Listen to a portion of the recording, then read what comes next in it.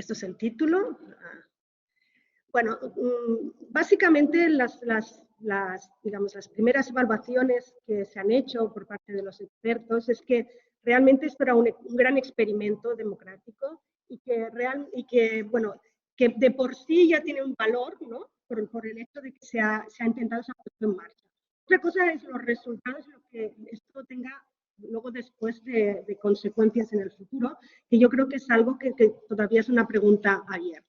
Entonces, más o menos quería tratar estos puntos, pero ya digo que todos no lo haré porque creo que algunos ya los habéis tratado.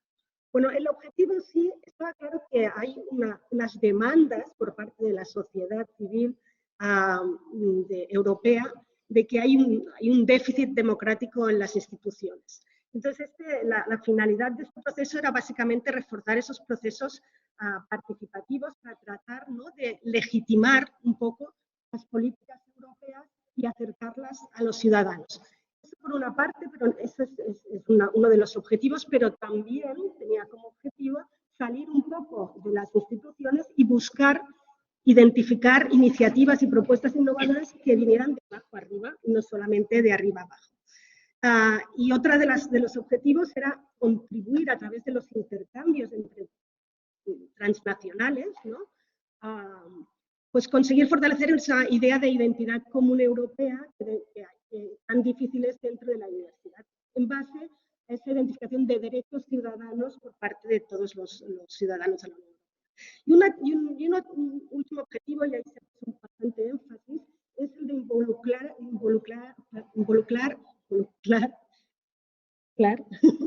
a los jóvenes.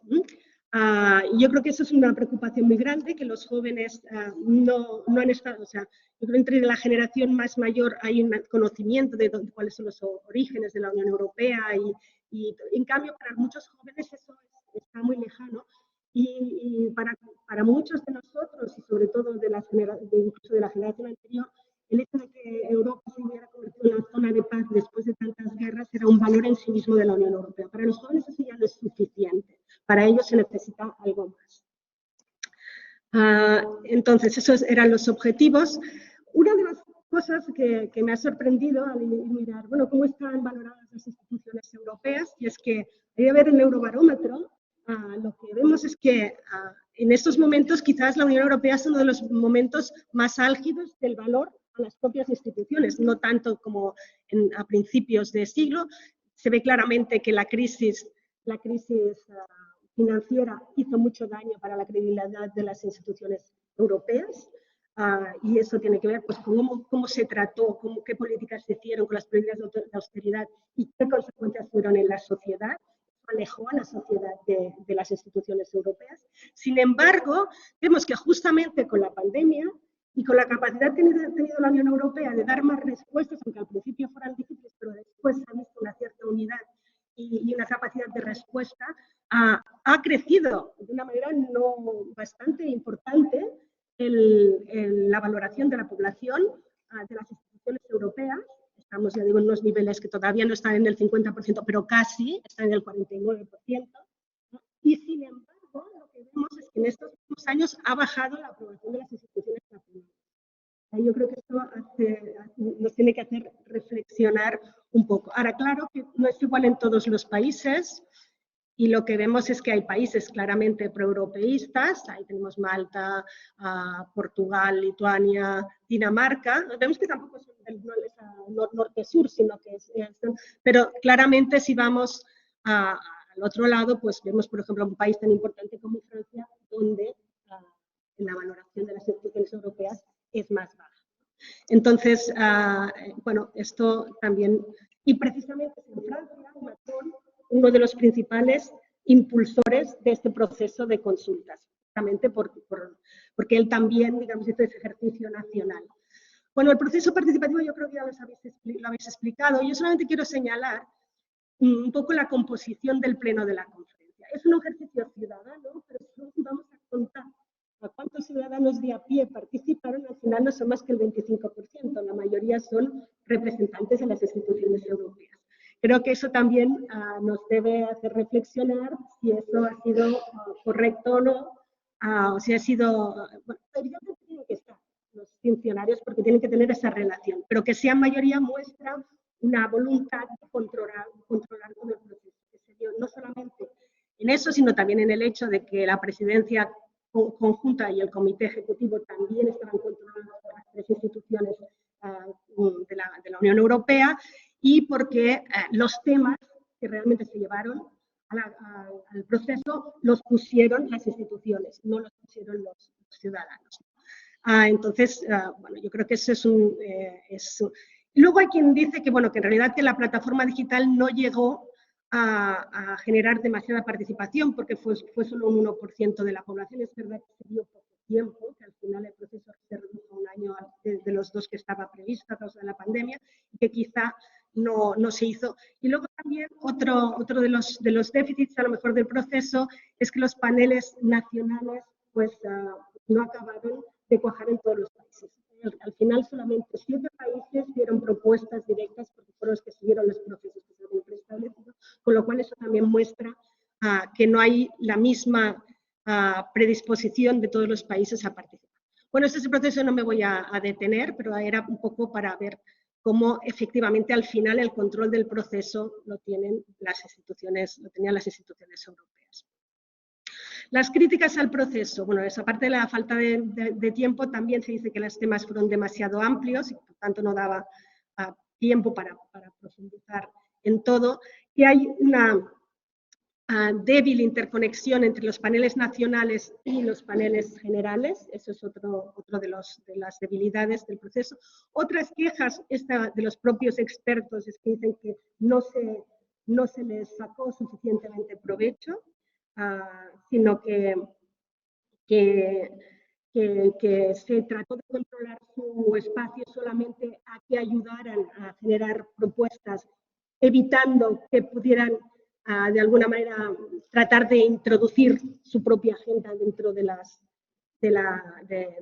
proceso de elaboración de documento. Y luego, pues eso, las críticas de eso, que las instituciones en todo momento tuvieron ese control del proceso. En cambio, los aspectos positivos del proceso es que, bueno, que funcionó la logística muy bien, es decir, hubo una fluidez en los intercambios, a lo que ayudó mucho esa plataforma multilingüe que se pretende buscar cómo darle una continuidad. Que la valoración que participaron en el proceso fue muy positiva, otras cosas que no fueran suficientes, pero, o que fuera por poco tiempo, pero en sí ha sido una valoración positiva, que se llegó a un consenso, o sea, que las propuestas se aprobaron por consenso, por lo tanto hubo un esfuerzo de acercar posturas, y que se consiguieron algunas propuestas concretas. Quizá algunas no tanto, pero sí por lo menos se dieron digamos, unos puntos de partida para discutir, para llegar a resultados concretos. Y otra de las cuestiones, no sé si es tan positiva o no, pero bueno, en todo caso es así, es que se ha abierto de nuevo el debate sobre los procesos de toma de decisiones y la forma en cómo funcionan las instituciones en la Unión Europea. Respecto a lo que tiene que ver con la democracia, se han dejado de que no son muchas las propuestas. Claro, las propuestas eran muchas temáticas y hay un panel específico de propuestas sobre democracia y que no son tan concretas o que no se avanzó tanto como se quería. Aquí también hay que decir que hay una diferente visión por parte de las instituciones y que eso hacía difícil llegar a consensos para propuestas concretas para cambios institucionales que exigen pues, un proceso de negociación mucho más amplio. En todo caso, sí que se ha quedado claro, ¿no?, que es necesario que haya una participación que vaya más allá de las elecciones y que por lo tanto hay que buscar cómo incorporar a la sociedad en los procesos de toma de decisiones, que es necesario mejorar la información que tiene la ciudadanía sobre la toma de decisiones y que eso puede ayudar a fortalecer esa identidad europea común, que hay una necesidad de un debate más transnacional cuando se hacen las elecciones, es decir, que no sean debates, muchas veces las votaciones al Parlamento Europeo se mezclan las cuestiones nacionales y van más a votar por cuestiones nacionales que por cuestiones europeas. y que es necesario esa mejora de todo el proceso de toma de decisiones. Y otro de los temas, y lo dejo para el final, es el tema del principio de subsidiariedad.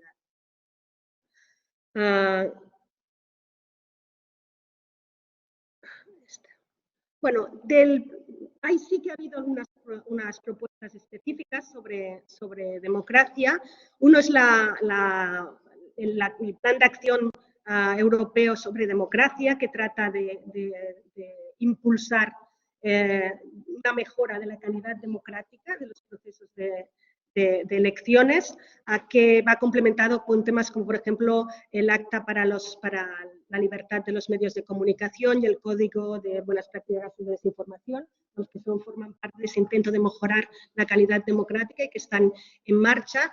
Hay un portal que está abierto a los ciudadanos que se llama el portal Díganos lo que piensa, que bueno, surgió de ahí y que está abierto. Otra cosa es que tenga el suficiente funcionamiento, pero que es una puerta abierta. También la plataforma F4F, que es un grupo de expertos de alto nivel que trabajan para tratar de simplificar la legislación de la Unión Europea y que se están creando algunos paneles de participación ciudadana de manera sistemática en determinados temas.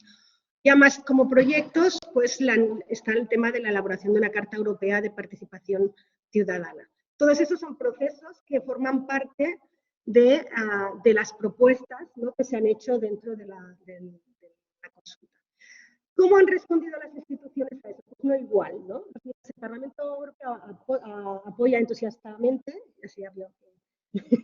entusiastamente el proceso y pide la necesidad de una revisión de los tratados para poner en marcha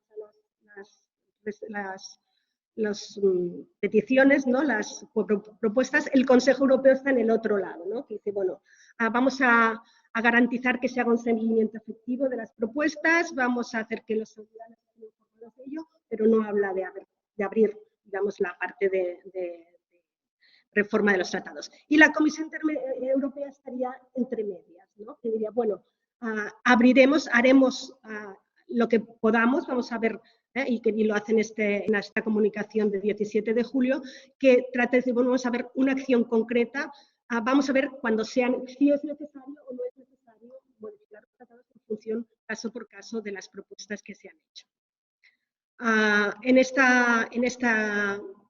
Justamente en este documento, la Comisión habla de que existen ya una serie de iniciativas que están puestas en marcha y que responden a estas peticiones, otras que están en preparación, otras que no están todavía en marcha, pero que están en previsión, y luego nuevas propuestas. Hay una lista de cada una de ellas en el anexo, y al final lo que vemos es que en realidad, según la Comisión, solamente hay 3 o 4 nuevas, ¿no? Todo el resto ya está en marcha. Otra cosa es que cuál es el alcance de esas acciones, ¿no? Bueno, pues, ¿qué viene a continuación? Y con eso ya voy terminando. A continuación, bueno, hay quien dice, bueno, existen 3 escenarios, ¿no? Uno de continuismo con solo cambios superficiales, sería muy negativo, sería un paso atrás, yo creo que sería en realidad pues, al revés, y tendría unos efectos negativos respecto al proceso. La otra es abrir ese proceso deliberativo y dar un tiempo y avanzar en cómo mejorar ese proceso deliberativo y encontrar la manera en que esas propuestas sean después recogidas en algo, en legislación y en iniciativas que den respuestas tangibles. Y la otra es pasar a las reformas en profundidad, que implica, por un lado, puede ser que aplicar solo las recomendaciones que no implican cambios en el tratado, pero que implican a lo mejor en una reforma legislativa. En realidad, algunos expertos dicen que el 95% de las propuestas podrían hacerse sin cambios en los tratados, sin voluntad política, y los otros que serían el espíritu más federalista, que serían decir, bueno, absolutamente hay que abrir los tratados, cosa que puede ser un debate a hablar, porque ya sabemos cómo acabaron las convenciones europeas. Y ya... Bueno, aquí habría, ya es prácticamente la última diapositiva, 2 condicionantes a esos debates. Por una parte, se ha abierto, digamos, todo el debate sobre esas nuevas formas de participación que vayan más allá de las elecciones. Eso es algo sobre lo que hay que continuar trabajando. El segundo debate es la necesidad de adaptar la estructura institucional. Hay unos cambios en el tratado, tiene que haber un debate sobre cómo adaptar esa estructura institucional para hacerla más democrática. Y luego hay dos condicionantes que determinan cómo se puede avanzar. Por un lado, los problemas de los equilibrios de poder institucionales entre el Consejo, la Comisión y el Parlamento.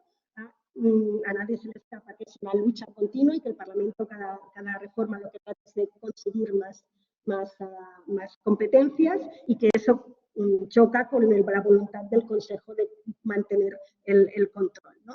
Y eso nos lleva también al tema del principio de subsidiariedad, que no sé si hablasteis el otro día, ¿no? ¿Sí? Bueno, pues el principio de subsidiariedad es un principio fundamental para la gobernanza multinivel.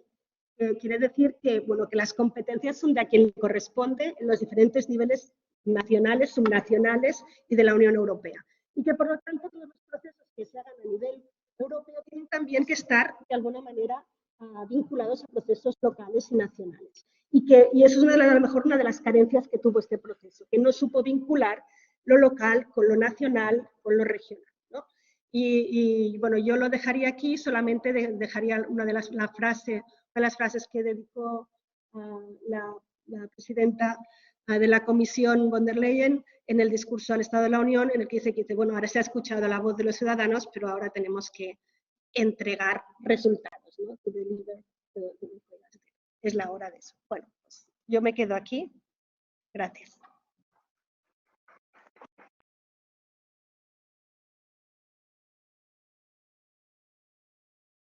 Lo que yo voy a intentar hacer es incluir todo lo que ha tratado Ana dentro de lo que es el modelo político de la Unión Europea, de cómo funciona, cómo toma decisiones la Unión Europea. Y en ese sentido, vamos a ver, en primer lugar, cómo es la Unión Europea y su modelo democrático, por qué hay que democratizar la Unión Europea. Nos preguntaremos si la COJOE ha contribuido a democratizar la Unión Europea y veremos después las propuestas que están aquí todas en el panel de democracia, pero muy, muy por encima, en qué medida consideramos que contribuyen a democratizar o no la Unión Europea y si son además realizables en el statu quo actual.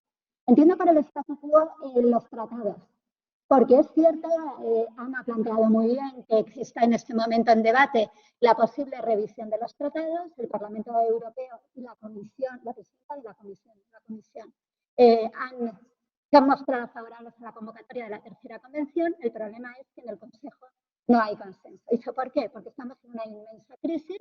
La guerra que ha determinado una crisis económica, energética, de división entre Estados miembros sin parangón y no es un momento para meternos en otras aventuras institucionales. Pero claro, cuando esta situación se resuelva, esperemos que pronto, entonces quizás sea el momento para salir adelante, ¿no? Además de las propuestas de la COJOE, también quiero señalar lo que he hecho en falta de la COJOE, es decir, elementos de reforma que necesita en este momento el modelo político europeo y que la COJOE no ha llegado a ellos. Y ya veremos por qué. Y terminaremos con unas conclusiones. ¿La Unión Europea qué es? Es un proceso político de integración supranacional entre Estados. Luego ya vemos que es una cosa un poco rara, es un subsistema internacional que además funciona de una manera muy rara, porque es a la vez federal y confederal, y eso dependiendo de las materias. En las materias podríamos decir las clásicas económicas funciona como una federación, y ahí es donde vemos un sistema de gobierno multinivel, pero en las materias, por ejemplo, en este momento son gobernanza económica, política social y política exterior y de seguridad común, funciona como un ente intergubernamental, es decir, como una organización internacional pura y dura. Y aquí entonces ni siquiera tenemos un modelo multinivel. Lo que tenemos es un actor compuesto, porque como quien dice, el dueño de la competencia es el Estado y simplemente con cierta abstracción en el centro. Claro, al ser, como decía Delors, un objeto político no identificado, es decir, es un objeto político, pero no se parece a nada que conozcamos, no podemos aplicar los criterios o rasgos democráticos que solemos elegir para un Estado. Tenemos que adaptar los criterios de democracia para analizar la Unión Europea. Y desde ese punto de vista, sí vamos a ver cómo desde 1979, en que entra el momento de cambio brutal en las comunidades europeas, cuando se elige por primera vez el Parlamento Europeo por sufragio universal directo, vamos a ver cómo la Unión Europea, todo su proceso, va a conllevar un proceso de democratización. Es decir, de compartir el poder no solo por los representantes de los Estados miembros, sino también con los representantes de los ciudadanos. Pero ese proceso todavía no ha culminado, no es Eso es lo que vamos a ver. Entonces, en esto de entender la democracia en el nivel de la Unión Europea, yo el autor considero que es más interesante por lo plástico que es Dahl. Dahl dice que la democracia es un sistema de participación efectiva e igualitaria en las decisiones colectivas de todos los que están sujetos a esas decisiones. Que asegura, por una parte, el control popular sobre las políticas y las decisiones gubernamentales. Entonces, implica 4 rasgos, que son los que vamos a intentar seguir en las propuestas de la conferencia. El conocimiento y la comprensión por parte de los ciudadanos de las cuestiones políticas. En segundo lugar, la participación efectiva e igualitaria de todos en la elección del gobierno a través del voto. En tercer lugar, el control de la agenda política, es decir, poder controlar esa acción de gobierno e incluir nuevos temas si así se entiende. Y finalmente, la inclusividad, es decir, que todos los ciudadanos participen en igualdad de condiciones. Tengámoslo en la cabeza, luego vamos a aplicar esto.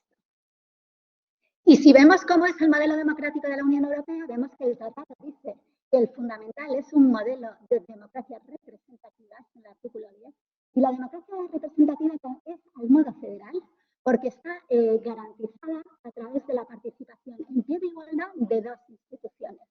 El Consejo Europeo barra Consejo, que representa a los Estados miembros, este es su origen internacional, junto con el Parlamento Europeo, que representa a sus ciudadanos, son los diputados elegidos directamente por los ciudadanos, ¿no?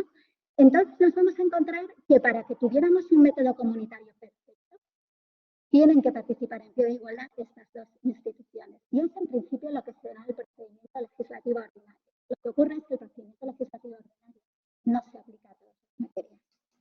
Y en segundo lugar, este modelo está complementado con la democracia participativa. La democracia participativa es la posibilidad de las instituciones den voz a los ciudadanos y a las organizaciones representativas de la sociedad civil, la posibilidad de intercambiar opiniones y de, en cierta manera, a través de este diálogo abierto, influir en la agenda política. Incluso también se regula la iniciativa legislativa directa. La COJOE encaja aquí, está amparada por este artículo 11. Sí, antes de partir, fíjense que entonces el control político democrático en el ejercicio normal de la Unión Europea está dividido en 2 niveles. Aquí sí tenemos un mecanismo de control político multinivel y falla en uno de ellos.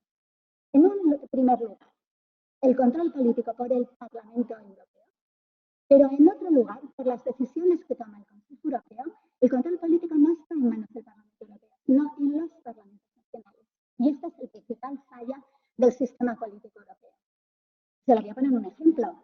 Cuando nosotros votamos presidente del gobierno, cualquier europeo le está eligiendo para 2 trabajos. 1, que gobierne nuestro país. 2, que forme parte del gobierno colectivo de la Unión Europea. Por el gobierno de nuestro país exigimos cuentas en las sesiones parlamentarias. Por el otro trabajo, formar parte del gobierno colectivo de la Unión Europea, no se ha hecho. No se piden cuentas en casi ningún parlamento nacional. Yo creo que la única excepción es el folketing danés, pero en el resto del debate político sobre política europea y sobre opciones políticas europeas es inexistente. Este es un primer agujero muy importante de déficit democrático. Bien, entonces en este caso, la democracia a la manera UE, hay que ver que aquí tiene que haber una división de poderes. Los 2 poderes principales, el legislativo y el ejecutivo, están compartidos. El legislativo, ¿por qué hace falta para aprobar una norma? Que se alineen las 3 instituciones, Comisión con su propuesta legislativa, Parlamento y Consejo, y además porque la lógica europea no funciona en clave de brechas políticas ideológicas, sino que es una democracia, esto es un poco complejo de explicar, si bien lo explico en el debate, que se caracteriza por ser consenso, funciona sobre consenso. Y en segundo lugar, el poder ejecutivo está compartido, por una parte por el Consejo Europeo Consejo, es decir, lo que representa a los Estados miembros, que este es el método intergubernamental, y luego la Comisión, que representa el método comunitario y que está aquí controlada por el Parlamento Europeo. En cambio, como veíamos antes, Consejo Europeo y Consejo en lo intergubernamental tendría que estar controlada por los parlamentos nacionales, pero este control no funciona. ¿Y por qué democratizar la Unión Europea? Pues en primer lugar, porque en esa participación que veíamos, si seguimos los criterios de Dahl, no todo está sometido al método comunitario. Por tanto, los ciudadanos no tenemos la igual manera de ser oídos. Es que en el método intergubernamental, es decir, cuando el Consejo Europeo negocia como un entorno internacional puro y duro, nos encontramos que es un entorno muy favorable a los intereses de los grandes sectores, de los poderosos, y que en cambio discrimina a los pequeños. Luego ya aquí es un elemento de distorsión, ¿no? Y en segundo lugar, al Consejo Europeo y en el método intergubernamental no lo controla nadie. No lo controla ni el Parlamento Europeo ni hemos visto que tampoco los parlamentos nacionales. En segundo lugar, el Parlamento Europeo no tiene desarrolladas todas sus competencias de control. Por ejemplo, en las nuevas áreas que se han comunitarizado como consecuencia de las crisis sucesivas que hemos vivido en la segunda década del año 2000, monetaria, gobernanza económica, política social y de empleo. En este momento está surgiendo la política de defensa. Por ejemplo, también el Next Generation, que podríamos decir que es una política de inversión colectiva. En todas estas políticas que se han centralizado, pero bajo el método intergubernamental, no hay ningún control democrático. Además, hay que ver que la Unión Europea se caracteriza por ser muy compleja y hay una gran falta de comprensión de la política por el ciudadano. Luego esto, según los criterios de Gall, también dificulta que estemos hablando de democracia. Igualmente, el trato que dan los partidos políticos europeos a las elecciones europeas es como unas elecciones de segunda, en que no hay ningún debate a escala transnacional, pero incluso a escala nacional se le da muy poca importancia. Les puedo comentar una anécdota. A mis alumnos del sistema político de la Unión Europea, en las últimas elecciones europeas, les pedí que siguieran el debate de candidatos y que tomaran nota de las propuestas sobre política europea que se hicieran. También quiero decirles que coincidieron con elecciones autonómicas y locales. Esto es importante. En las 2 horas de debate no hubo ni una sola propuesta. Se enfadaron mucho conmigo porque les hice aguantar 2 horas sin poder trabajar nada. Debate cero. Esa fue la realidad. Y finalmente vemos que hay una falta de debate político nacional completo sobre temas europeos. ¿Por qué democratizar la Unión Europea? Vemos que el leitmotiv acercar Europa al ciudadano está presente desde la ratificación del Tratado de Maastricht. Porque ahí nos dimos cuenta de que llega un momento en que no podemos seguir trabajando solamente por los resultados que consiguieron las comunidades europeas, sino que era necesario incrementar la confianza del ciudadano. ¿Por qué? Porque las políticas en que ya estamos entrando no es ese abstracto mercado interior, sino que son políticas que implican a la vida del día a día de los ciudadanos y esto genera una contestación política. Y la contestación política en este momento está siendo ya de una gravedad que a veces dificulta el propio funcionamiento de la Unión. La elección de partidos euroscépticos y eurófobos, pero también el Brexit. El Brexit es consecuencia de esta pérdida de confianza del ciudadano europeo, ¿no? Entonces sabemos que acercar al ciudadano en este momento es prioritario, porque la falta de conexión de Europa con sus ciudadanos es el talón de Aquiles de la Unión Europea. ¿Y la COFOE contribuye a la democratización? Ana lo ha explicado muy bien. Yo sí diría, y aquí un poco a través de entrevistas a los participantes, que aunque en el pleno estuvieran representadas tanto las instituciones como los ciudadanos, al final entre las recomendaciones han tenido más peso todas las propuestas de los paneles ciudadanos que las propuestas de las instituciones. Luego podemos decir que se ha impuesto lo participativo frente a lo representativo, aunque estaban sentados los dos. Y podemos decir que podemos delegar en 800 ciudadanos elegidos al azar el poder de dar voz a toda Europa. Yo creo que hay que pensar que puede informar, pero no sustituir. La democracia reside en el Parlamento y esto puede ser un complemento, como dispone el artículo 11, pero no puede sustituir. Y en cuanto a los resultados, yo diría que hay una muy desigual calidad. Y se ve claramente que los ciudadanos no son técnicos, Ana lo comentaba muy bien, y sirven para fijar objetivos, para fijar el rumbo de la Unión, para decir qué esperan de la Unión, pero no para entrar en debates técnicos. Y van a ver como en muchas de las propuestas precisamente por donde fallas por ahí, cuando entran a meterse en vericuetos técnicos y proponen algunas cosas que están un poco disparatadas, ¿no? Y sí hay que decir que para mí el gran fallo de la COFOE era que todos esperábamos que fuera una ocasión para que se hablara a la ciudadanía de qué es la Unión Europea. Y fuera una ocasión para socializar, para acercarse al ciudadano. Pero lo cierto es que ha habido una nula cobertura por los medios de comunicación y que esa ocasión se ha perdido. Así que para mí la COFOE es un gran fracaso por esto, porque para mí ese era el objetivo fundamental. Y el mensaje general de las conclusiones es curioso. Porque si se dan cuenta, no hay ninguna introducción al informe en que dé una idea compartida de cómo ve la la Unión Europea y qué piensan.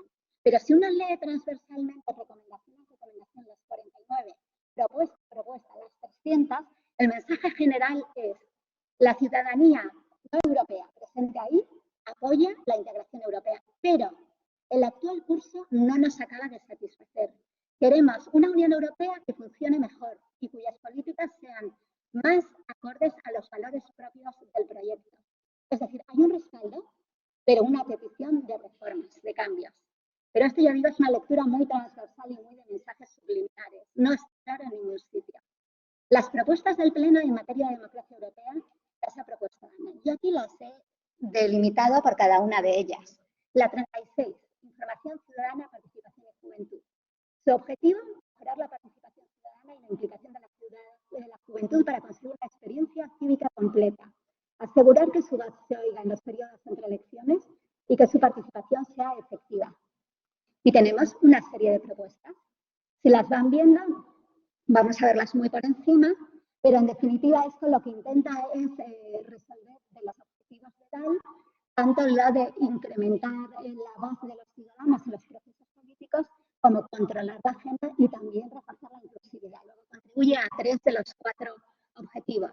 Si las propuestas son, pues, crear nuevos mecanismos de participación ciudadana, ya hemos visto en lo expuesto cómo se han creado nuevos, incrementar las interacciones online, crear una nueva plataforma, mejorar y simplificar los mecanismos existentes, hacer también un mejor uso de los órganos consultivos que existen.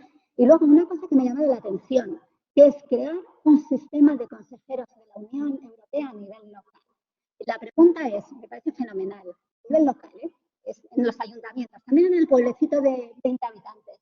Pero la pregunta es, ¿quién le toca pagar esto? Porque claro, yo digo, quiero decir, en este momento tenemos el problema de que en muchos lugares no se saben gastar los fondos europeos porque no hay gente formada. Pues ya para explicar en detalle la Unión Europea a nivel local, pues costará. Pero es una buena idea. Desarrollar asambleas de ciudadanos periódicamente. Esta propuesta la acaba de acoger la presidenta von der Leyen en su discurso sobre el Estado de la Unión. También podemos discutir dónde se incluyen, porque podríamos pensar, bueno, se puede incluir en el mecanismo de consultas propio previo a la presentación de cualquier iniciativa legislativa que se desarrolla según el procedimiento legislativo europeo, o que esté de alguna manera asesorando al Parlamento y al Consejo cuando votan, es decir, el dónde incluirlo y con qué valor, y que si los legisladores, por ejemplo, se tienen que hablar sobre ello y decir si lo tienen en cuenta o no, es un poco particular. El plan de acción de democracia europea, introducir un control de impacto de toda la legislación sobre la juventud, se hace impacto medioambiental, se hace impacto económico, se hace impacto regional y local, ¿vale? Hemos otra valoración de impacto juvenil. Mejorar la cooperación entre legisladores europeos y sociedad civil organizada, bien. Resumir los elementos de participación ciudadana en una carta de los ciudadanos para los asuntos europeos. Me parece muy bien que el ciudadano sepa cómo puede participar. El 37 va en el mismo sentido, es también reforzar participación. El objetivo es hacer la Unión más comprensible y accesible y reforzar una identidad común europea. Esta es la identidad común europea, hay que decir que todos lo acogemos con una sonrisa, porque ha sido, en términos políticos y dentro de los debates del Parlamento Europeo, el gran tabú. Cuando se habla de identidad común europea, hay muchísimos políticos de partidos nacionales que saltan por los aires y te dicen que estamos intentando hacer federalismo desde arriba, imponer ideas y demás. Así que lo salga de los ciudadanos a mí me saca una sonrisa, ¿no? En ese sentido, quieren que haya una formación sobre la Unión Europea en todos los niveles educativos según la edad. Esto no se puede hacer sin el tratado, porque las políticas de educación no pueden resistir la organización, habría que reformar el tratado. Hacer que la información sobre la Unión Europea sea accesible. Una aplicación móvil, me parece genial, yo esto me apunto. Hacer mayor uso de la inteligencia artificial para romper las barreras lingüísticas y para poder producir todo. Se experimenta con la plataforma y ha funcionado de aquella manera. A veces los mensajes de la plataforma no eran comprensibles porque la traducción que había hecho un traductor a otro era un poco loca, ¿no?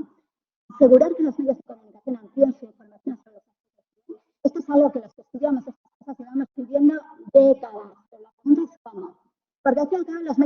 comunicación se guían por lo que es rentable y por lo que genera noticia, no porque se le puede poner a la Unión Europea. Y de hecho, no se informa tanto, porque solo se informa sobre la Unión Europea cuando ocurre un desastre, pero no se informa de la normalidad de las políticas de todos los días y de los resultados que se alcanzan todos los días. Mejorar el contacto con ciudadanos a través de Casas de Europa, que sean centros para la información y el debate. Esto me parece muy bien.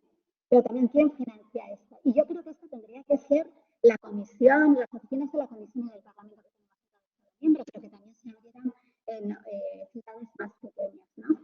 Y luego, promover la identidad europea a través de financiar interacciones entre ciudadanos. Ya hay programas europeos, equipos deportivos conjuntos. Esto me gustaría verlo. ¿Saben ustedes que ya hay algunos deportes en que hay equipos europeos? Europa contra América. Por ejemplo, en el golf y, por ejemplo, en vela. Pero en los demás, lo siento mucho que nuestro país, sobre todo en los pequeños países, desaparezca nuestra bandera para ir detrás de una bandera europea, me va a costar mucho verlo. Y el tercero es que haya un día de Europa festivo, el 9 de mayo, la San Schumann. Esto no hay base jurídica en el tratado, habría que modificar el tratado. La 38, reforzar la democracia europea a través del fortalecimiento de sus fundamentos, la promoción de la participación en las elecciones, el desarrollo de un debate político transnacional y el reforzamiento de los vínculos entre los ciudadanos y sus elegidos. Hay que decir que esta es la dimensión participación en las elecciones. Y aquí es donde para mí está la carga de propuestas mucho más interesantes, donde entramos en lo institucional. Lo demás realmente hace poca referencia a lo institucional. Y en ese sentido, lo más relevante es que aquí hay un solapamiento también con la parte de la dimensión exterior, la promoción de valores democráticos en el exterior. Bueno, esto también se dice en el otro sitio. En segundo lugar, la posibilidad de convocar un referéndum paneuropeo por el Parlamento Europeo en cuestiones que se consideren de interés. No hay base jurídica en el tratado, habría que reformar el tratado. Pero aquí sí me parece interesantísimo. ¿Y saben por qué me parece interesantísimo? Para ratificar revisiones de los tratados. Porque hoy día no tiene sentido que las ratificaciones tengan que ser nacionales. Seguimos en la estructura de la Unión Europea internacional. Yo creo que ya es el momento de saltar a una Unión Europea mucho más comunitaria. Reformar el acta electoral europea para armonizar las condiciones de voto en todos los Estados miembros y crear una circunscripción o lista transnacional de un número limitado que sirva para elegir ahí a los cabezas de lista y el voto electrónico. Esta es una gran petición a lo largo del tiempo de los federalistas y acaba de hacer suya esta propuesta. Se aprobó el 4 de junio la resolución del Parlamento Europeo pidiendo la reforma del acta electoral de la Unión Europea para incluir todas estas propuestas. Vamos a ver si se consigue. ¿Por qué? Porque hace falta unanimidad del Consejo. Ahí va a estar la dificultad de sacar adelante esta propuesta. Y después se propone estrechar vínculos entre los diputados y los ciudadanos a través de una serie de iniciativas. La primera, la elección del presidente de la Comisión. Y este es el único aspecto de todas las recomendaciones en que la conferencia no se pone de acuerdo y da dos posibilidades. Que elijamos al presidente de la Comisión como un cabeza de lista, es decir, una elección parlamentaria, sea la cabeza de lista de la lista transnacional de cada uno de los grupos, o dos, que lo elijamos por sufragio universal directo. Y aquí es donde uno se da cuenta que no eran expertos. Porque la segunda, la elección del presidente de la Comisión por sufragio universal directo, iba a resultar de difícil encaje en la Unión Europea. ¿Por qué? Porque la mayor parte de nuestros Estados miembros somos de tradición parlamentaria, no presidencialista ni semipresidencialista. Y ni les cuento ya en el juego de equilibrios interinstitucionales cómo puede jugar un presidente que no tiene nada que ver con la Comisión, porque cuidado, la Comisión tiene una función clara, que es representar el interés común europeo y tiene que responder ante el Parlamento Europeo. Entonces, ese presidente que tiene una legitimidad directa, a ver cómo responde ante el Parlamento y a ver cómo toma también la agenda. Eso es difícil de encajar. Después, el derecho de iniciativa del Parlamento Europeo y ampliación de las competencias presupuestarias. Hay que reformar el tratado para hacer esto. Y la mayor implicación de partidos políticos de la sociedad civil y sindicatos. Esto sí se podría hacer. Y luego hay una serie de propuestas que no merecen mayor comentario en que piden que se dé más papel a los interlocutores. Pero realmente es que no es una propuesta, es wishful thinking. En el 39, el procedimiento decisorio, se pide que se mejoren los procedimientos de decisión para asegurar que la Unión Europea pueda actuar teniendo en cuenta los intereses de los Estados miembros y un proceso transparente y accesible para los ciudadanos. Perfecto. la segunda dimensión de DAL que señalábamos. Y en este sentido, piden que se acabe con la unanimidad, que pasemos todas las decisiones a la mayoría cualificada, salvo 3 casos. Adhesión de nuevos miembros, reforma de los valores de la Unión y reforma de la Carta de Derechos Humanos. Todo lo demás pasaría a mayoría cualificada. Hay que decir que no se puede hacer según el tratado. El tratado tiene unas pasarelas, pero bueno, es también muy ilusorio pensar que puedan funcionar, porque los momentos en que se ha planteado en los aspectos más simples, los Estados miembros lo han bloqueado. En segundo lugar, rechazar la transparencia del proceso decisorio. Hay que decir que algunos de los casos en los que proponen ya se hacen. Retransmitir las reuniones del Consejo y del Parlamento cuando actúan como legisladores ya se hace. Incrementar los poderes de control del Parlamento. Hay que reformar el tratado. Mayor implicación de los representantes nacionales, regionales y locales a través de cooperación interparlamentaria. Se hace. Clarificación del sistema decisorio para que se parezca más al de los Estados miembros. Y clarificar el reparto de competencias. Cambio del nombre de las instituciones para que los ciudadanos las podamos entender mejor. Esto hay que cambiar el tratado, pero cuidado, clarificar el sistema decisorio para que se parezca al de los Estados miembros. Esto es un disparate. La Unión Europea no es un Estado. No se pueden trasladar los procedimientos como si fuera un Estado. Y luego asegurar la eficacia en áreas clave. Que me digan qué quieren decir con esto, porque no se entiende nada. Tendríamos otras, pero que aquí fundamentalmente es participar más, lograr más participación de la sociedad civil y representantes sociales, sobre todo a través de la ampliación de competencias del Comité Económico y Social. Habría que reformar el tratado. Y el 40, la subsidiariedad, es curioso, es la única propuesta que no tiene objetivo. Es llamativo que no sepan qué quieren hacer en este aspecto. Y efectivamente, cuando uno entra a ver las subpropuestas, se da cuenta por qué no han concretado.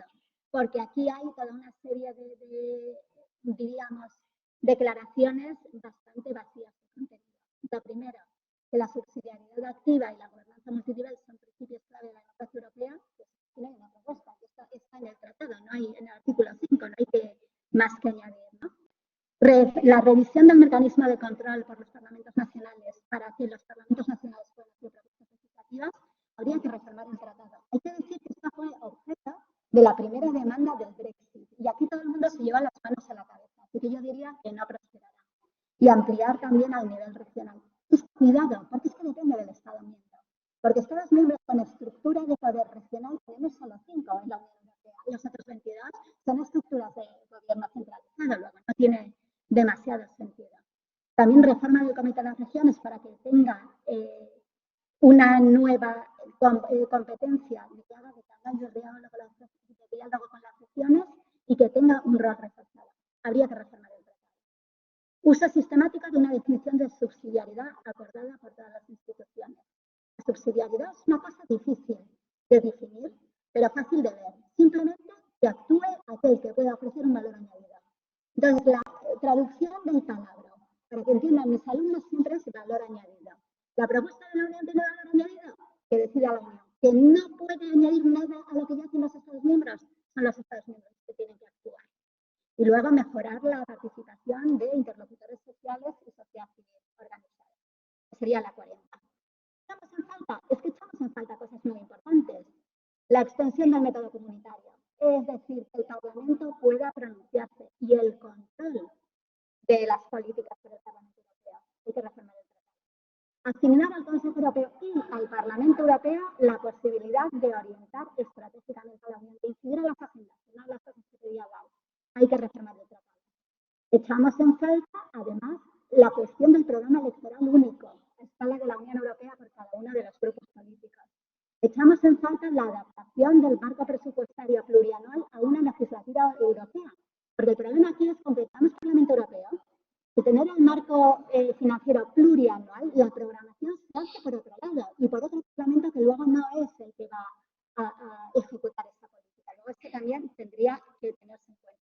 Echamos en falta fundamentalmente implicar a los parlamentos nacionales y desde el nivel europeo exigir que haya un número de sesiones con participación de los comisarios responsables de la rendición pública en sede nacional de las políticas públicas europeas, porque es gobernanza.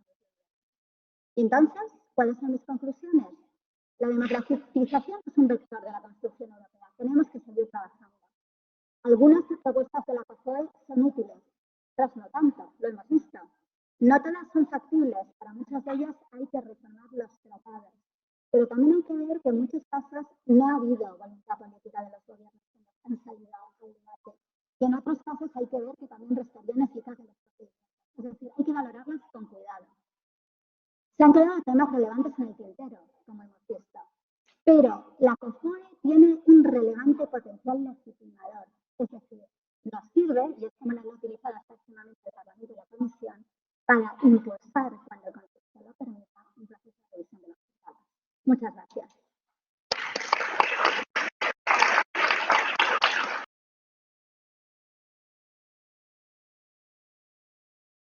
Primero, en cuanto voy a intentar ser casi telegráfico, ¿vale? Porque como digo, ya se ha dicho todo prácticamente.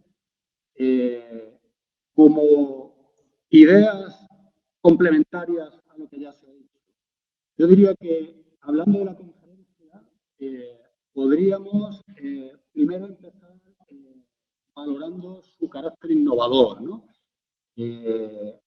Una innovación que creo que fue quien dijo que era algo así como única en su género, ¿no? La conferencia, la experiencia era única en su género, ¿no? En ese sentido, yo creo que merece la pena subrayar esa aportación, ¿no? Que es también una muestra de voluntad política por parte de las instituciones europeas. Luego, con respecto a la conferencia, también quería señalar el hecho de que, teniendo en cuenta esos objetivos que ha señalado Ana, creo que merece la pena recordar un poco que la conferencia inicialmente estuvo rodeada de cierta incertidumbre y de escepticismo. En primer lugar, por la situación, por la coyuntura, por la realidad política. Luego, además, vino la pandemia, iba a ser una conferencia cuya duración sería de 2 años, finalmente quedó en una, pero bueno, se puso en marcha, se consiguió poner en marcha, ¿no? Lo único es que una parte importante de los actores eran escépticos en cuanto a cuáles podrían ser esos objetivos. Pues no estaba muy claro, yo recuerdo el seguimiento a esta primera época de lanzamiento de la conferencia.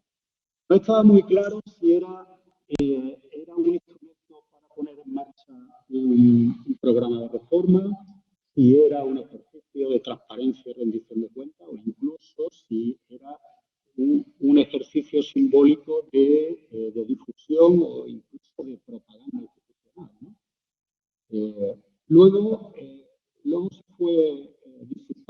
fueron disipando esas dudas, pero yo diría que la desconfianza se ha mantenido.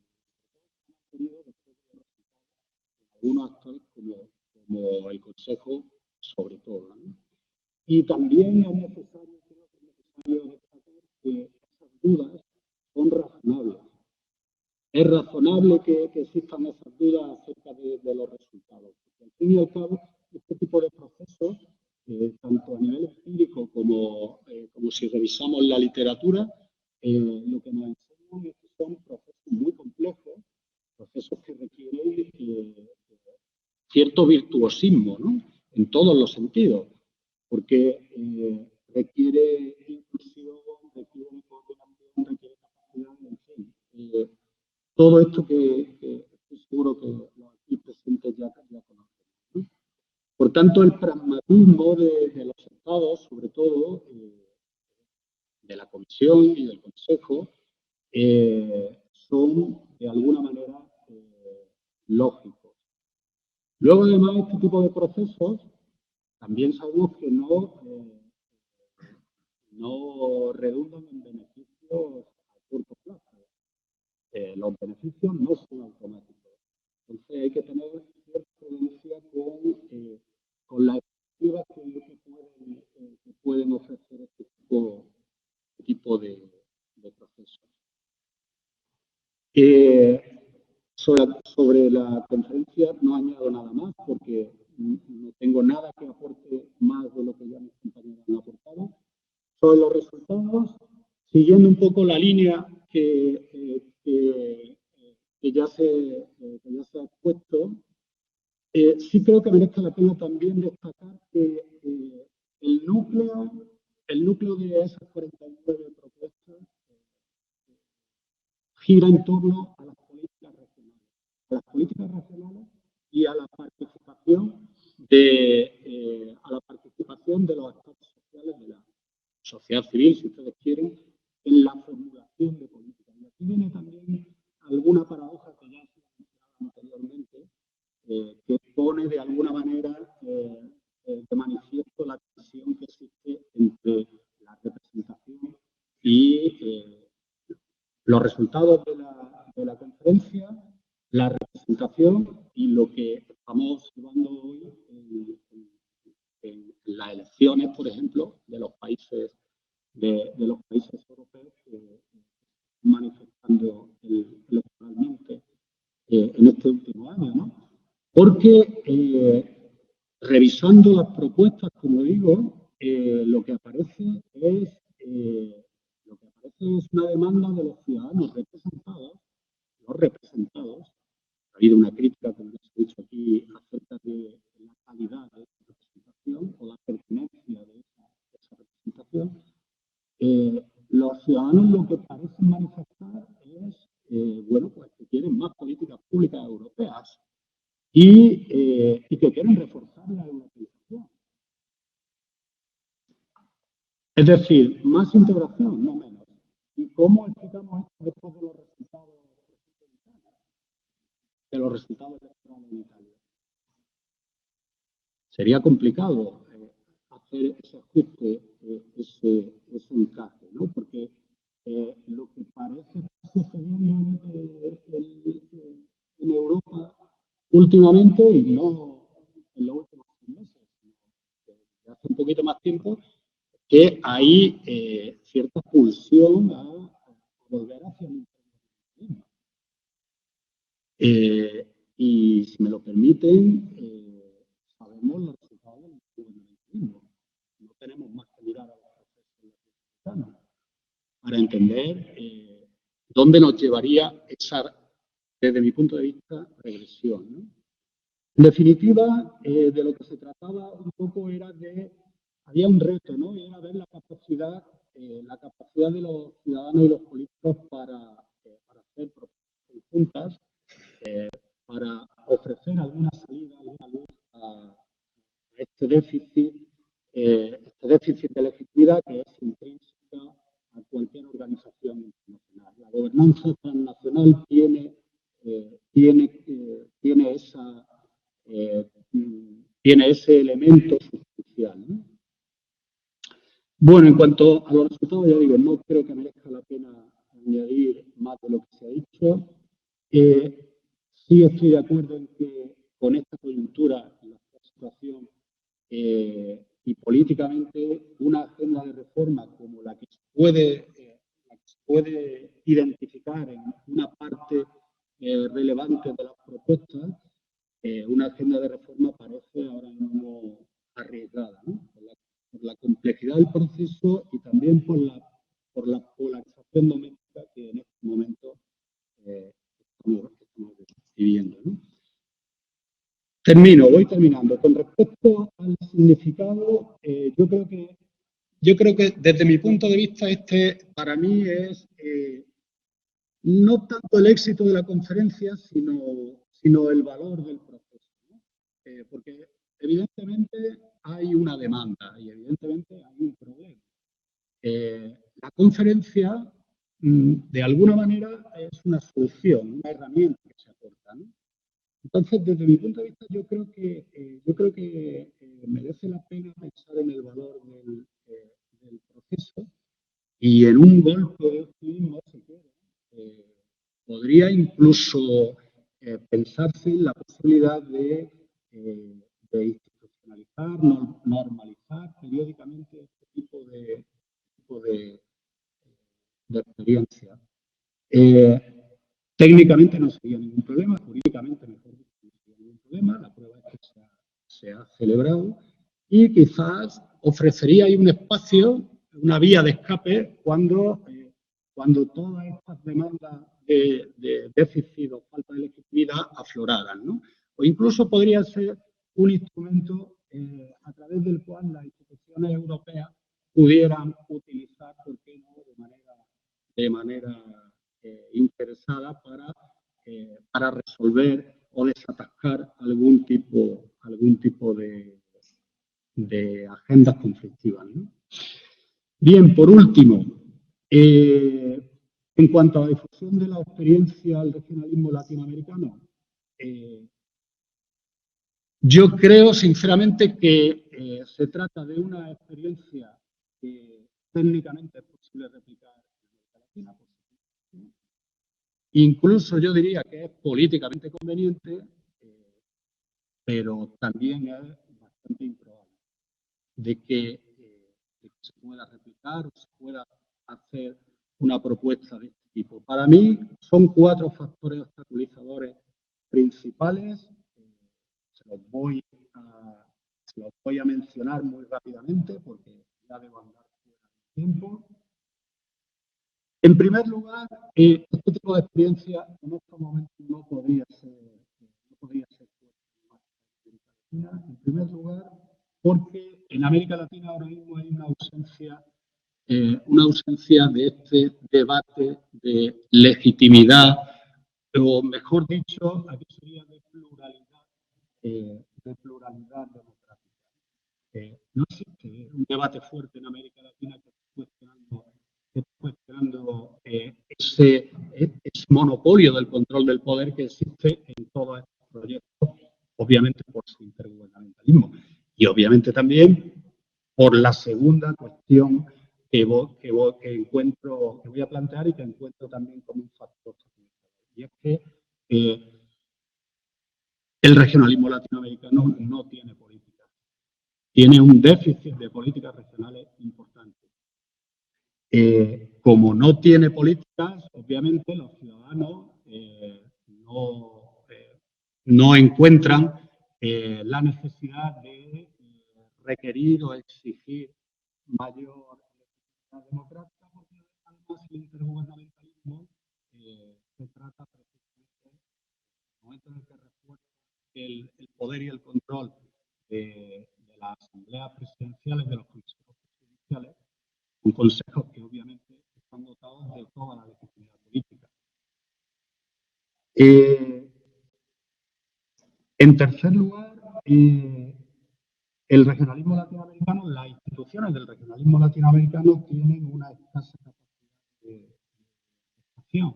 La mayoría de los órganos, de la estructura orgánica de los procesos, en realidad no tienen delegada autoridad y, por tanto, no solo no tienen delegada autoridad, además no cuentan con recursos ni con incentivos, porque no existen políticas regionales. Cuando hablo que no existen políticas regionales, entiéndanme, estoy hablando de manera genérica. Por supuesto que sí existen algunas políticas puntuales, sobre todo en materia comercial, pero me estoy refiriendo a una agenda de políticas como la que puede interesar al interés general, que es el caso europeo, ¿no? Entonces, bueno, ese déficit en la estructura orgánica, que en realidad es un déficit en realidad es un déficit del modelo de integración latinoamericana, pues desde mi punto de vista tampoco genera oportunidades para que los ciudadanos se vean concedidos a demandar ese ejercicio de rendición de cuentas. Y luego, por último, también no hay que olvidar que la debilidad institucional de las organizaciones ciudadanas latinoamericanas, pues probablemente tampoco cuenten con esos elementos que antes mencionaba, requiere un proceso del tipo que estamos hablando, ¿no? Estamos hablando de sociedades civiles, de agrupaciones ciudadanas y sociales que se caracterizan por su debilidad institucional. Si dejamos al lado, por supuesto, los grupos empresariales, ¿no? Pero los grupos empresariales, como antes comentaba con Bruno, los grupos empresariales se sienten cómodos en este modelo, ¿no? porque este modelo de alguna manera da respuesta a sus objetivos y, por tanto, de ninguna manera estarían dispuestos a impugnar este tipo de procesos. Las organizaciones civiles de la sociedad civil que sí encuentran un déficit de políticas públicas a nivel nacional y por eso quizás el regionalismo podría ser un instrumento que salvaguardara esa demanda, bueno, pues tiene debilidades institucionales importantes y no cuenta tampoco con el apoyo de los órganos, de las organizaciones, de la estructura de cada uno de los proyectos. No tiene delegada autoridad. Yo me quedaría aquí. No sé si me he ido demasiado tiempo, pero por mi parte sería todo.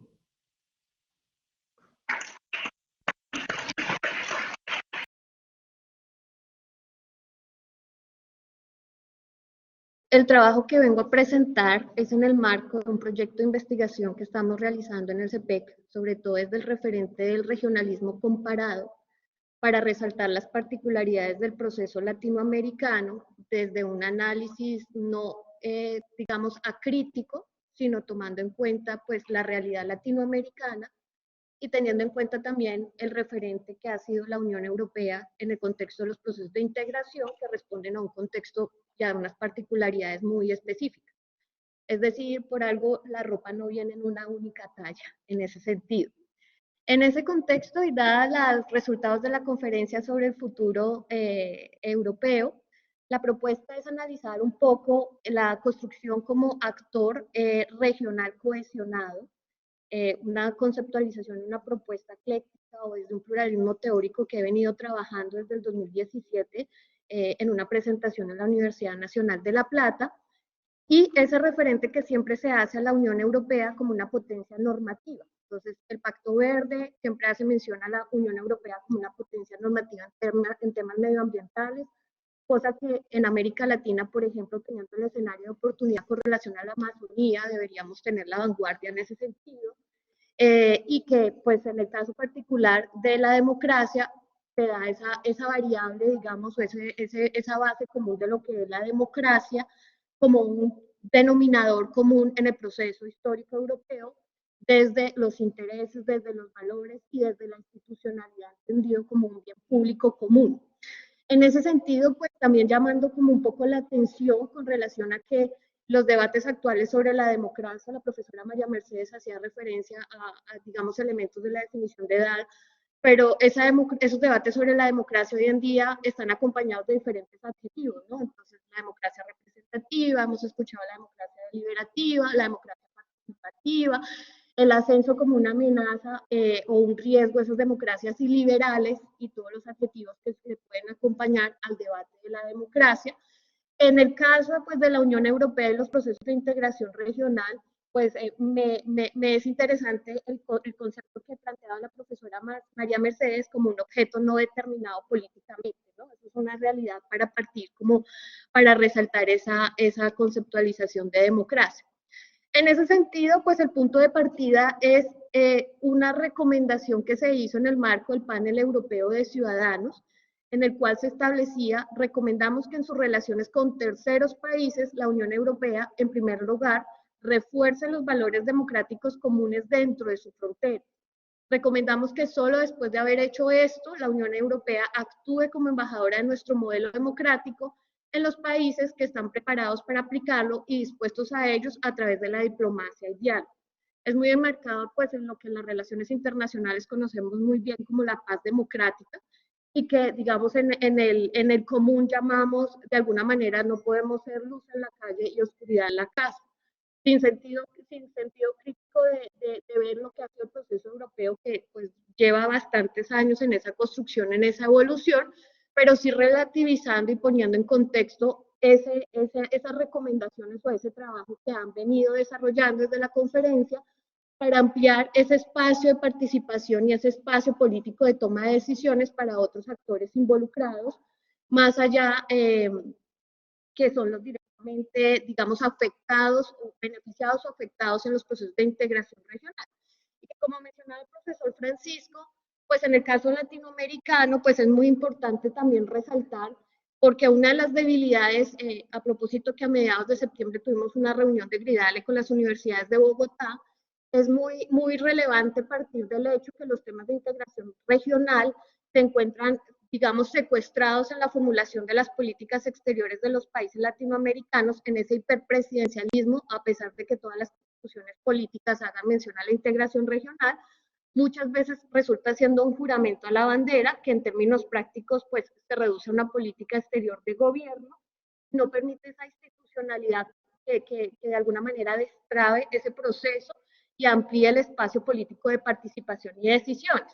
Eso también teniendo en cuenta, digamos un poco en el marco de mi tesis de doctorado, teniendo en cuenta que en los análisis de la política exterior, el tema está enmarcado, delimitado mucho a la élite política, ni siquiera una élite política, a una élite de la política exterior que involucra a distintos actores para definir tanto las agendas temáticas como las agendas geográficas, y en este caso particular lo que es la integración regional. Entonces aquí pasa también, para compararnos, como mencionaba la profesora María Mercedes, pues aquí tienen experiencia parlamentaria, nosotros caracterizados por el hiperpresidencialismo, tenemos grandes o abismales diferencias en el sistema político y en el régimen político.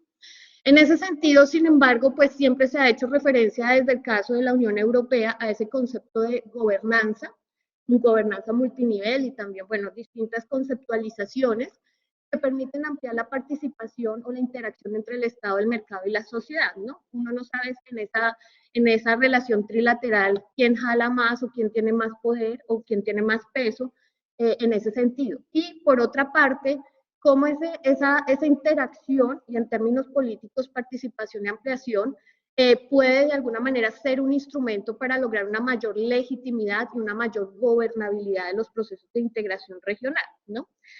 Y esto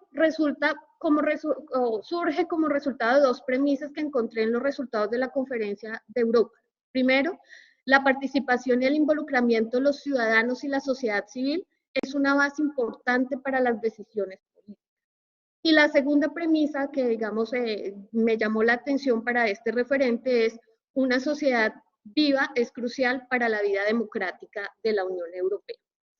La propuesta, digamos, el por qué el concepto de actor regional cohesionado, que digamos, en la evaluación uno de los evaluadores me hacía la recomendación que resaltara también ese hecho de que se entiende por un actor regional cohesionado, y ese concepto de cohesionado porque he escuchado muchísimo en las narrativas, en los discursos y en la literatura sobre la integración regional el referente de cohesión como sinónimo de consenso, como sinónimo de unidad, o en términos de microrregiones o en términos de macrorregiones, pero y otros, por ejemplo, en América Latina, como el cumplimiento de los objetivos propuestos en los acuerdos constitutivos de los procesos de integración regional. Es decir, hay una infinidad que de alguna manera pues se puede reducir a esa unidad, no como sinónimo de homogeneidad, porque de ahí pues entramos, digamos, perdiendo el año en el caso latinoamericano, sino en términos de reconocer la heterogeneidad, pero a partir de allí construir una unidad de acción y de decisión en el sistema internacional,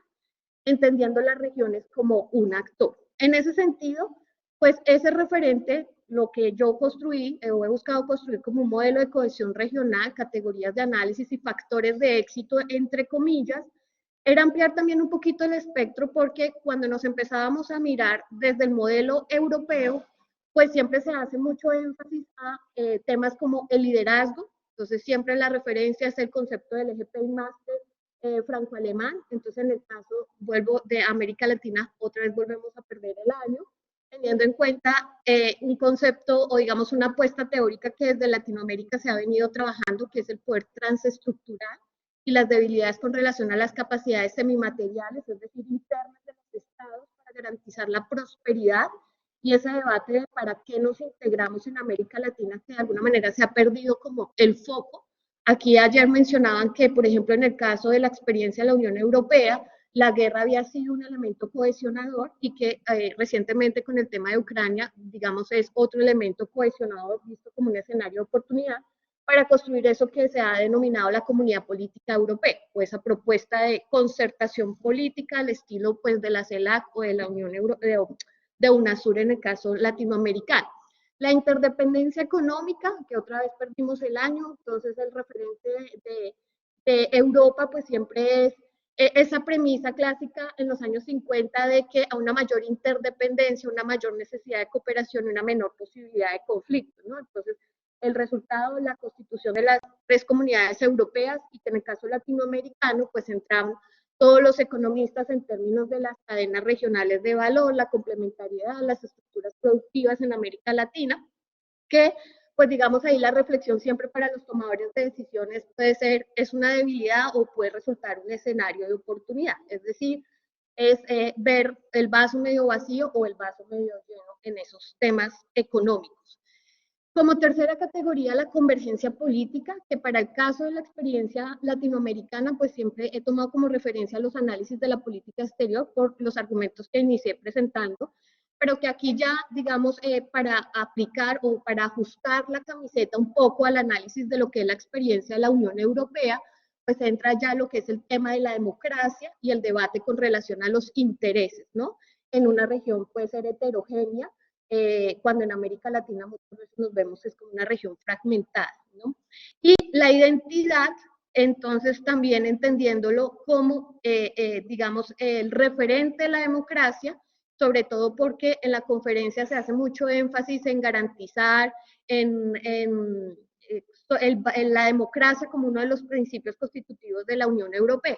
En ese sentido, pues la democracia dentro de ese concepto de identidad como un valor, no sé qué tanto puede converger o pueden diverger la democracia desde valor y desde toda esta discusión de intereses en esa comunidad política europea, y desde el último elemento en ese modelo, digamos, de cohesión regional, la institucionalidad, teniendo en cuenta pues que, digamos, en términos de organizaciones internacionales, a pesar de que no se puede ver tan así la Unión Europea, pueden las instituciones internacionales proveer bienes públicos regionales o globales, en este sentido, pues la democracia como un bien público en el marco de la Unión Europea.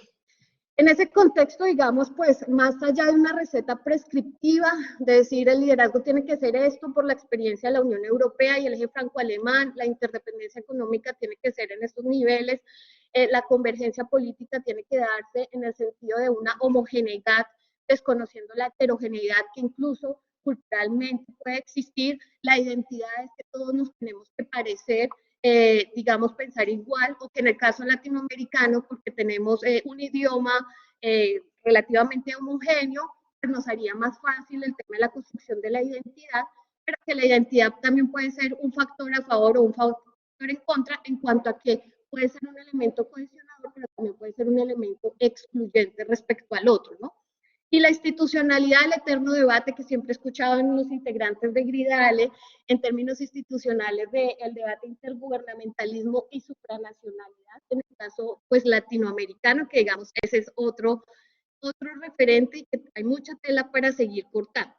En ese sentido, ese actor regional cohesionado, pues, en esa conceptualización que he venido trabajando, es un grupo social, región que dispone de capacidad, liderazgo para actuar, relacionarse, interactuar con otros, convergencia, como una unidad de decisión y actuación, institucionalidad para participar en la realidad social, identidad internacional en esas relaciones. Entonces, pues, esto tiene, digamos, ese pluralismo teórico, ese eclecticismo teórico en cuanto a las distintas visiones muy de las relaciones internacionales. El escenario de oportunidad que se planteaba con la conferencia sobre la experiencia del futuro de Europa era esos debates más allá de si se puede hablar de supranacionalidad en términos absolutos con relación al debate de la soberanía en la Unión Europea, o como, digamos, varios integrantes de Gridale lo relativizan en términos de una cesión de competencias por la evidencia, lo que representa la codecisión en los procesos de toma de decisiones de la Unión Europea.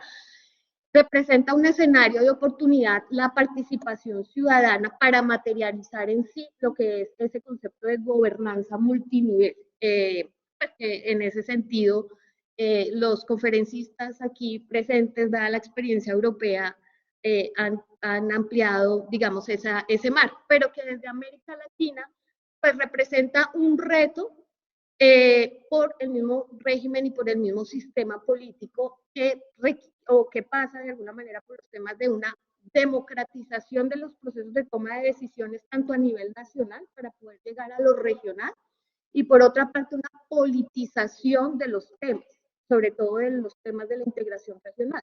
El tema de la politización de alguna manera genera de alguna manera debate en cuanto a no se amplía esa politización en el debate nacional o en el debate público. Falta nomás ver las referencias a la integración regional en los discursos de posesión, en los discursos de campaña de muchos de los presidentes latinoamericanos y también pues los artículos democráticos en las constituciones políticas. Ese referente, digamos, ya de la democracia, que se hace como un baluarte de lo que es la Unión Europea, como esa potencia normativa y esa imagen que busca proyectar y fortalecer al interior, tanto en el ámbito local, tanto en el ámbito nacional, esa democracia, pero también en el marco de la Unión Europea, porque pues muchas de las organizaciones internacionales, basta ver la Organización de las Naciones Unidas, abanderan el discurso de la democracia, pero en el tema de los procesos de toma de decisiones los toman los que están sentados en el Consejo de Seguridad. Entonces ahí uno viene, digamos, a cuestionar de alguna manera qué tan democrático puede ser la representatividad incluso regional del sistema multilateral en ese contexto. Por una parte, sobre todo voy a hacer menciones el caso ya para atarlo con algunas recomendaciones de la Unión Europea en el mundo, porque con relación a lo que fueron las recomendaciones de la democracia europea, la profesora María Mercedes pues discriminó de alguna manera, discriminó todas las recomendaciones y todas las decisiones discutidas para ampliar el espacio de la participación ciudadana y fortalecer la vinculación entre las instituciones regionales y los ciudadanos en ese sentido para hablar de un fortalecimiento de la democracia.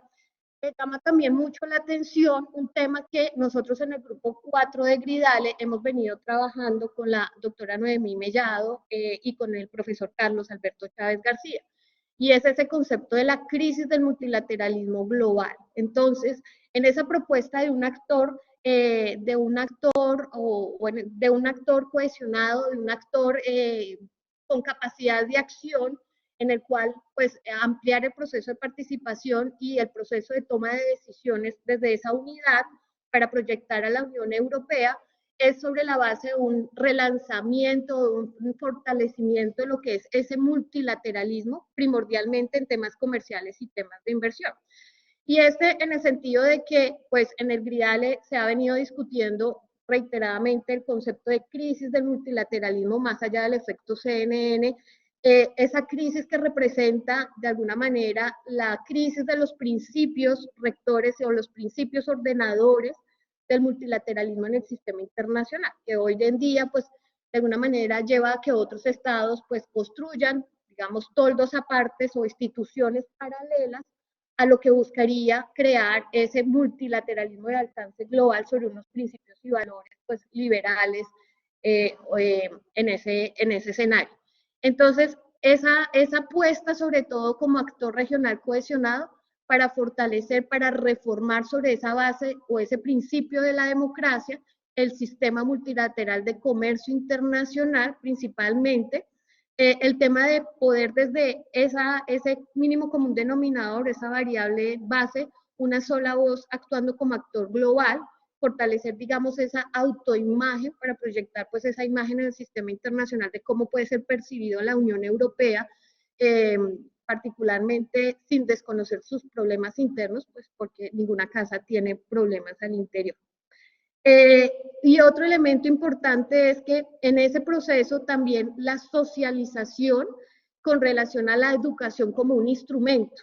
En ese sentido, pues el tema del desconocimiento en los procesos latinoamericanos de los mismos procesos de integración regional pasan por, incluso pues en el caso colombiano siempre damos como la discusión de las clases de historia y las clases de geografía, incluso salieron de los pensums de los colegios, entonces por ahí derecho hasta dónde está esa herramienta de la educación para permitir como una herramienta, como un medio para la socialización de qué es la integración regional. En el caso, por ejemplo, de Colombia, aquí que han hablado tanto de la comunidad andina, pues no pasa más allá de el ciudadano a pie que ve el edificio la 72 con Caracas del Parlamento andino y que es el baluarte de la supranacionalidad de la comunidad andina y que pues en América Latina siempre, digamos, lo comparamos por ese cierto nivel de supranacionalidad al estilo de la Unión Europea, pero que aquí ayer hacían mención que era un muerto viviente o paquidérmico que aún seguía su vida útil en los procesos de integración regional en ese contexto. Y pues el tema de la participación ciudadana con relación a poder también tener incidencia o socializar las tomas de decisiones dentro de la política exterior y de seguridad común, más allá de también empezar a ver la Unión Europea como ese gran leviatán, como otros académicos trataban de referenciarlo, de que en términos no se vea solamente también en términos clásicos de un actor unitario, racional y central en las relaciones internacionales que se extrapola esa visión estatocéntrica, sino que ese nivel de análisis también baje a la legitimidad o a la socialización y el conocimiento del ciudadano de a pie para esas acciones y esas decisiones que se toman en un sistema internacional caracterizado por su variabilidad, por su incertidumbre, etc. Entonces, creo que con esto llego aquí a los 10 minutos optimizando recursos, como dirían los economistas, es decir, tiempo.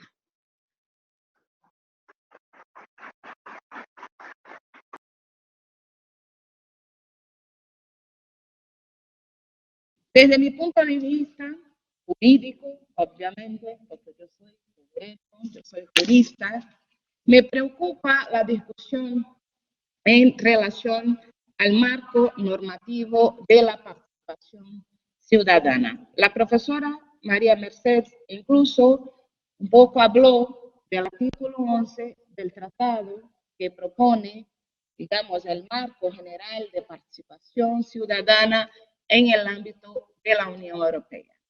Y desde el Centro de Excelencia Europeo que dirigimos ahí en Brasil, en Belo Horizonte, en la Universidad Federal de Minas Gerais, hemos hecho un estudio sobre, pongamos así, los éxitos y fracasos de las iniciativas ciudadanas europeas. Obviamente que les voy a ahorrar toda, digamos, la presentación de cómo se hacen las iniciativas ciudadanas que llamamos ICE, los requisitos que están dispuestos específicamente en el reglamento 211 de 2011, que después, bueno, se reformó en 2017, 2018, pero lo que quisiéramos llamar la atención es el mecanismo propuesto en el artículo 11 funciona o no funciona. Es decir, en qué medida las propuestas que se llevaron a cabo por los ciudadanos ante la comisión ha seguido un curso de éxito, es decir, con resultados positivos o no. Y eso mucho nos interesa porque, claro, aquí se habló mucho también de las lecciones de la Unión Europea hacia América Latina. Y bueno, para hablar de lecciones tendremos que hablar de resultados positivos. De lecciones malvadas, pues no queremos lecciones que sean efectivamente, digamos, objeto de éxito. ¿Y qué ha pasado con ese instrumento que se llama Iniciativa de Ciudadanía Europea? Bueno, lo que hemos detectado, porque como soy la última profesora de IGAR, juro que voy a cumplir mi plazo y no quiero extender mucho más, se estableció en el reglamento de 2011, que después, bueno, se renovó ahí en 2017, 2018, algunas condiciones para que la iniciativa se propusiera, después de propuesta, que pudiera seguir un percurso, un camino. Pero también el reglamento se establece un control previo de admisibilidad. Es decir, se imponen requisitos para que la propuesta que sale desde la ciudadanía europea pueda llegar a las instancias que legislan, en definitiva, el Parlamento y el Consejo, previa aprobación de la Comisión. Entonces, claro que se establece ese control previo de admisión, pongamos así, con los requisitos legalmente previstos por el reglamento. La Unión Europea sí es una potencia normativa, pero favorable, desfavorable, porque también la potencia normativa puede imponer condiciones que no sean tan favorables para la participación ciudadana. Este fue un relieve que hicimos ahí desde el centro para entender un poco en los 8 años de funcionamiento de la iniciativa cuáles fueran, digamos, exitosas, cuáles estaban en abierto. Hemos parado el relieve en 2020 porque estábamos esperando la conferencia, y cuáles fueron archivadas o rechazadas. Y ahí tenemos un número bastante interesante. Interesante porque se ve que de las iniciativas propuestas, de las 93 iniciativas propuestas, solamente 4 fueron hacia adelante. Entonces aquí ya se ve que tenemos un cuello de botella, como se dice en portugués, un gargalo importante que de cierto modo puede impactar sobre la participación ciudadana. Nos llamó mucha atención, nos llamó muchísima la atención las propuestas que fueran archivadas y las que fueran rechazadas. Entonces nos detuvimos ahí para entender de esas iniciativas, digamos, tomando ahí, se da 45 iniciativas, ¿por qué entre archivadas y rechazadas? ¿Cuáles eran los fundamentos que la comisión presentaba para no llevar hacia adelante esa propuesta?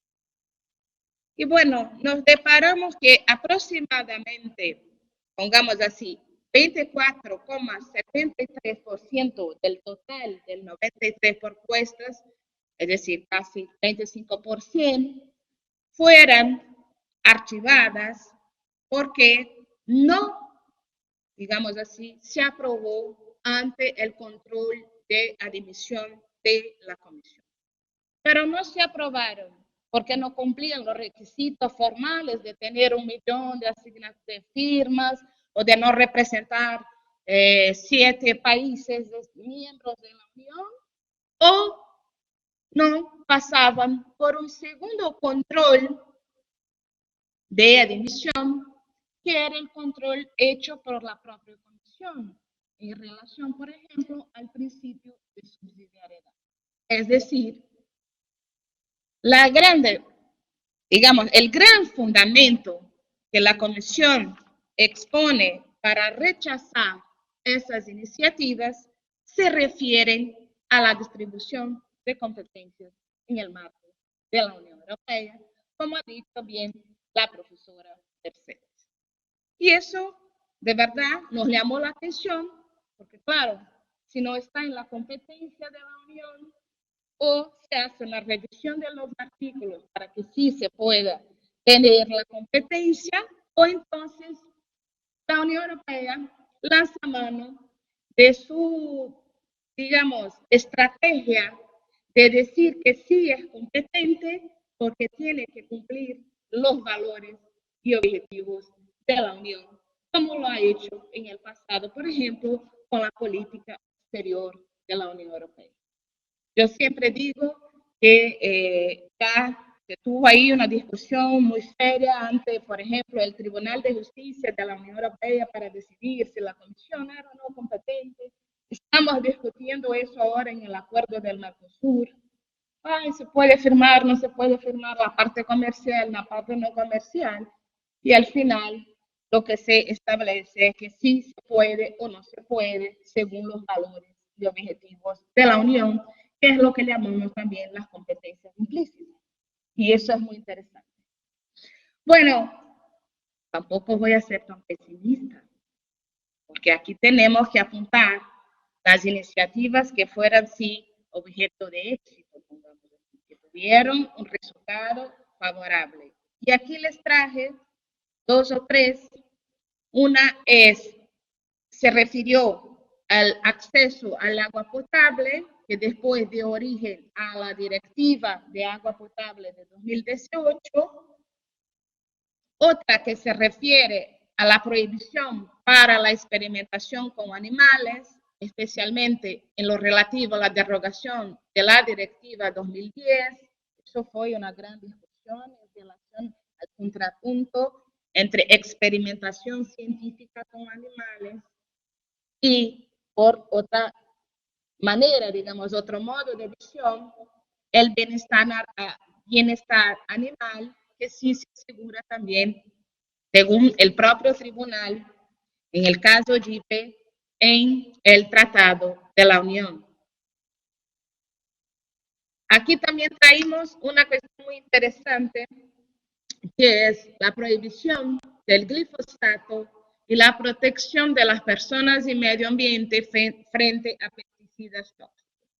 Esta discusión ya viene ahí muchos años en la Unión Europea, ya en Brasil, por ejemplo, utilizamos glifosato, pero la cuestión es que la Comisión, y como las otras instituciones de la Unión Europea, siempre fueron muy reticentes, pongamos así, en la hora de determinar las consecuencias de la utilización del glifosato. El Tribunal de Justicia, en un momento determinado, en el caso Flag House, ha intentado establecer determinados criterios, pero tampoco fueron suficientes. Esa es una iniciativa que se considera exitosa, aunque de cierto modo parcialmente exitosa, porque ha traído a discusión las cuestiones relativas a las consecuencias del uso del glifosato, pero, digamos así, tampoco se ha hecho una potencia normativa que venga a definitivamente prohibir el uso de esa sustancia.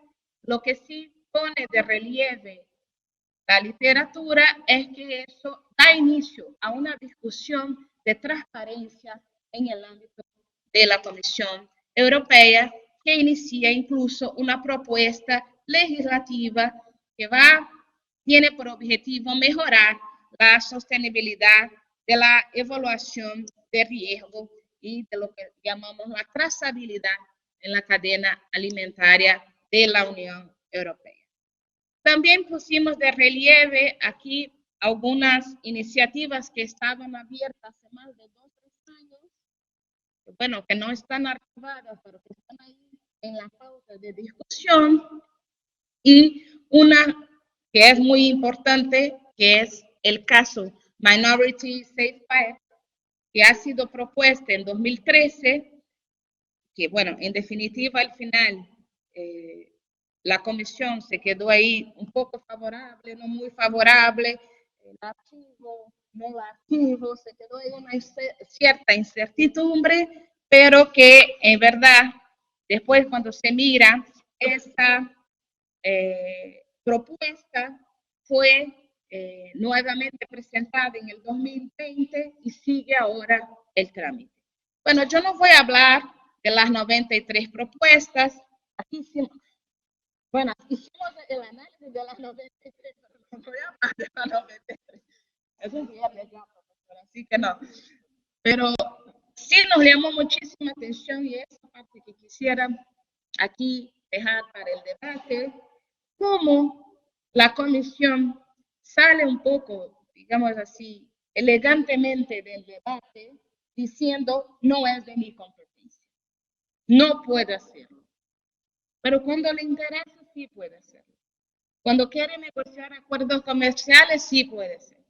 Cuando quiere negociar, y eso hemos visto en la jurisprudencia, si no me equivoco, profesor Molina, del Tribunal de Justicia, desde entonces, de la entonces Comunidad Europea.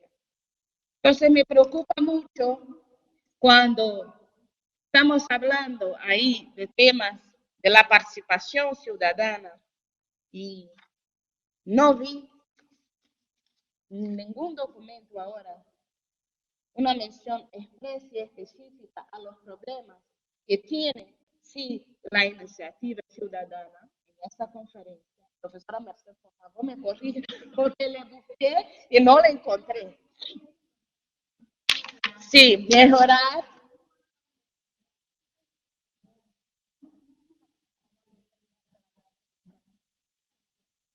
Claro, y que la comisión mejore también el procedimiento de presentación.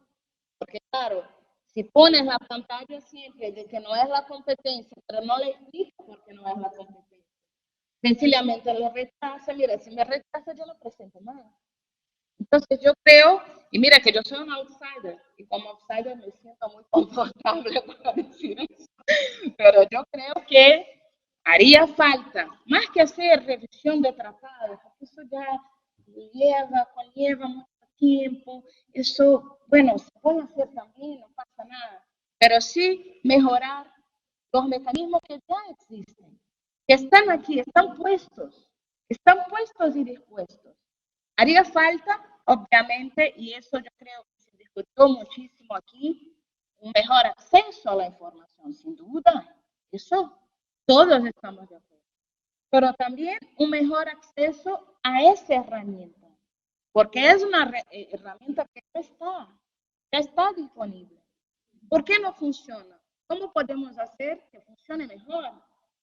¿Cómo podemos hacer comprender a los ciudadanos que, bueno, que no es competencia de la Unión, pero la Unión puede hablar con los estados y que, como la profesora mismo ha sugerido, lo que sí no se puede hacer es, digamos, poner lo que yo digo siempre, un barniz de participación, así como si fuera un tinte, ahí un puntito, y, bueno, decir que podemos tener lecciones de esa participación, para mí me queda un poco, ya, no digo raro, pero bueno, claro que la Unión Europea tiene, sí, mejores y más profundos instrumentos de participación que muchos países de América Latina, por supuesto. Eso yo asumo y puedo asumir con mucha tranquilidad, desde Brasil incluso. Pero tampoco podemos decir que la Unión Europea ha impulsado, digamos, de manera muy fuerte la participación ciudadana. Yo no voy a extenderme, profesor Edgar, porque ya un viernes por la tarde soy la última, pero quisiera agradecer de nuevo a Gridal en su persona por la invitación, a todos los demás organizadores, a las organizadoras que están ahí nos auxiliando.